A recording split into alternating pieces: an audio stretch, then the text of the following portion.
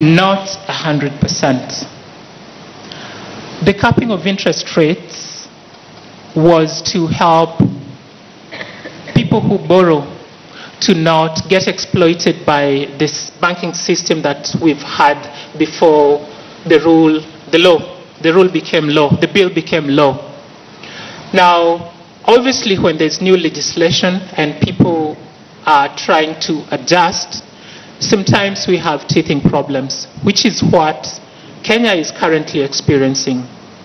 The banks were used to making, sorry if I'll use this word, pornographic profits. Come again? Our Kenyan banks are used to making profits that are abnormal. I said pornographic because sometimes it's good to be sincere. Let's go with obscene.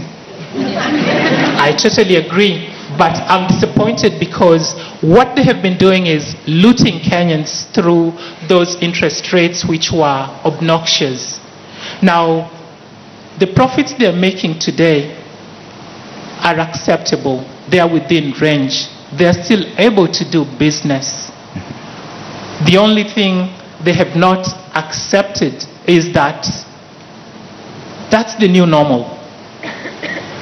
Now, they have made the rules on borrowing difficult. And unfortunately, our government has helped them in that quest, because instead of looking for other avenues to raise revenue, our government has also been borrowing heavily in our local financial markets. Now, my idea would be, when we take power, when Kenyans give us the mandate to run this nation, and I'm sure there'll be very rational leaders coming into the next parliament, we will look into how we can change the capping. You see, we have capped the upper limit. Now, what we need to change within that framework is give the banks some room to play with between the CBR rate and the upper limit. That would give the banks a bit more flexibility in terms of borrowing, and then we go hard on them to make sure that they do not deny people credit just because it's not profitable for them.